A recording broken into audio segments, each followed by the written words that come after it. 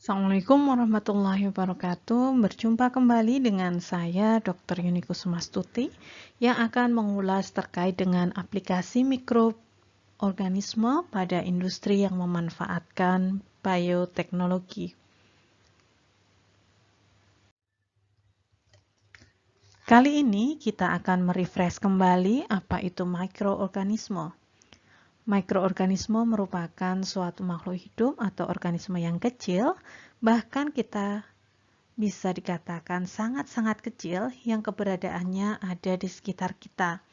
Nah, ini bisa kita temui di mana saja, mulai dari tanah, tanaman, air, tubuh manusia, hewan, bahkan udara. Karena ukurannya yang sangat kecil, maka untuk pengamatan mikroorganisme kita membutuhkan alat bantu berupa mikroskop. Pada umumnya, mikroorganisme dikategorikan menjadi 4 kelompok utama, yaitu ada bakteri, alga, jamur, dan protozoa. Nah, di sini ada tambahan virus yang masuk ke dalam mikroorganisme. Tidak semua kelompok mikroorganisme tersebut jahat loh, atau tidak berguna, yang nanti akhirnya menyebabkan suatu penyakit. Namun ada beberapa di antara kelompok mikroorganisme tersebut berperilaku baik dan cenderung menguntungkan. Nah, misalnya mikroorganisme yang digunakan dalam pembuatan yogurt, keju, yang dikenal dengan istilah probiotik. Nah, di sini probiotik itu merupakan suatu senyawa yang digunakan untuk menjaga kesehatan tubuh. Tentu saja aplikasi mikroorganisme yang menguntungkan itu tidak terbatas pada pembuatan yogurt dan keju saja pada industri makanan ya.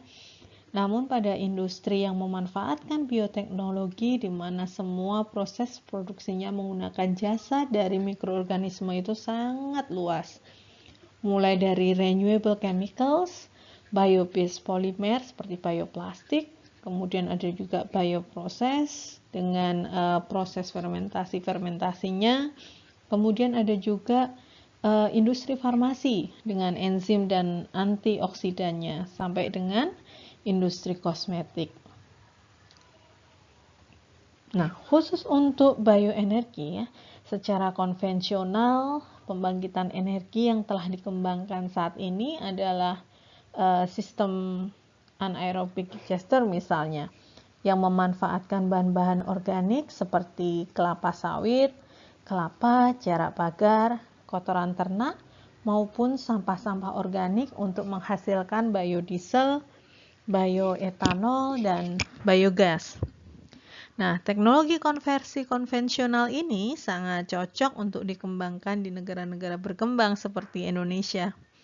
Selain teknologi konvensional, sebenarnya konversi oleh mikroba ini dapat dioptimalkan dengan teknologi mikrobial lanjutan atau advanced teknologi, misalnya microbial fuel cell atau MFCS, dengan produk turunan berupa soil based MFCS, microbial solar cell, dan juga phototropic film, di mana nanti prinsipnya itu mentransformasikan proses biokimia yang meliputi metabolisme dari sel menjadi bioenergi. Nah, di sini salah satu aplikasi dari mikroorganisme di bidang industri kimia, salah satunya adalah penerapan dari proses kilang hayati atau dikenal dengan istilah biorefinery, gitu ya. Jadi biorefinery itu merupakan suatu konsep yang melibatkan konversi atau proses produksi suatu sumber daya hayati, di sini dalam artian cadangan biomasa gitu ya, untuk menghasilkan berbagai macam produk. Salah satu ciri proses ini adalah tahapan fermentasi, di mana lignoselulose dari cadangan biomasa akan mengalami proses ekstraksi untuk menjadi komponen-komponen gula seperti glukosa, fruktosa, laktosa, sukrosa, yang kemudian nantinya akan ditreatment dengan proses fermentasi dengan bakteri-bakteri yang spesifik untuk mendapatkan bio-based produk seperti etanol, asam laktat, asam suksinat, dan lain-lain. Ya.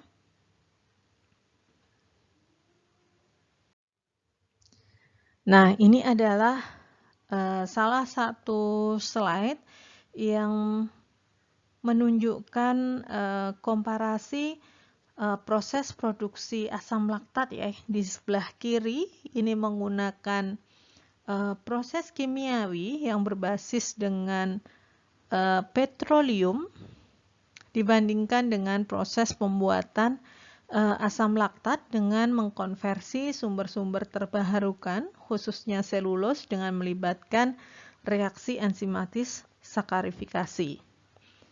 Kalau berdasarkan petroleum base, ya, nanti reaksi pertama itu akan terjadi pembentukan asetaldehid, kemudian dengan penambahan dari asam sianida dan juga katalis, maka akan mendapatkan laktonitril. Kemudian dia akan dihidrolisis dengan asam sulfat menghasilkan lactic acid.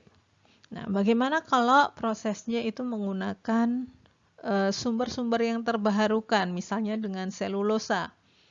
Ya, tentu saja di sini akan dilakukan pretreatment dulu, seperti slide sebelumnya, dilakukan pemecahan untuk mendapatkan gugus gulanya dulu.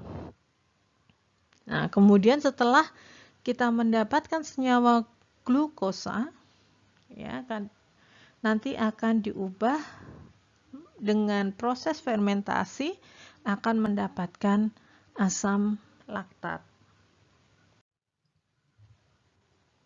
Nah, di sini tidak hanya sebatas pada bioenergi serta aplikasi pangan ya. Meskipun eksplorasi penggunaan mikroba untuk kosmetik masih belum sebanyak pada bioenergi maupun industri makanan, namun keberadaan mikrobiologi yang melimpah dan belum termanfaatkan itu merupakan salah satu potensi yang bisa kita kembangkan ke depan. Ini di sini baik bakteri, kemudian jamur atau alga, ini bisa kita manfaatkan untuk industri kosmetik, mulai dari anti-aging cream, kemudian parfum, antioksidan, sampai dengan produk-produk treatment untuk rambut gitu ya. Nah, di sini terlihat pada kurun waktu belakangan ini pembelajaran terkait dengan senyawa-senyawa aktif yang terisolasi dari bakteri itu cukup banyak yang nantinya akan dimanfaatkan sebagai bahan aktif di bidang kosmetik ini. Kalau kita lihat ini ya, struktur kimia banyak sekali gitu ya. Dari mikroorganisme sebenarnya itu akan kaya akan fatty acid ya. Kaya akan enzim, kaya akan suatu peptida, kaya akan vitamin, kaya akan lipopolisakarida, dan juga beberapa pigmen yang nantinya akan dimanfaatkan di dalam industri kosmetik. Ya, ini dari, kalau kita lihat di sini salah satunya akan menghasilkan antioksidan ya, yang antioksidan bisa juga dimanfaatkan untuk pangan, kemudian farmasi maupun di pertanian. Nah, jika saudara ingin melihat detail jenis-jenis klasifikasi molekulnya itu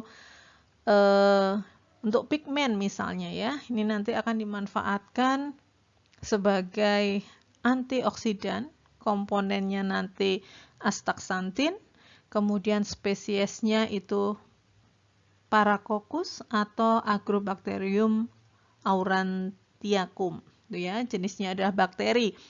Kemudian kalau sama-sama penghasil pigmen, ini juga dari golongan jamur itu juga ada. Jadi berbagai macam mulai dari bakteria, jamur, ini contohnya bisa saudara lihat secara mendetail dari rangkuman slide ini, gitu ya. Nah, demikian adalah sekilas terkait dengan aplikasi dari mikroorganisme di berbagai macam industri, ya. Kita akan berjumpa kembali pada slide berikutnya yang akan mengulas terkait dengan basic biologi dari suatu mikroorganisme. Selamat siang.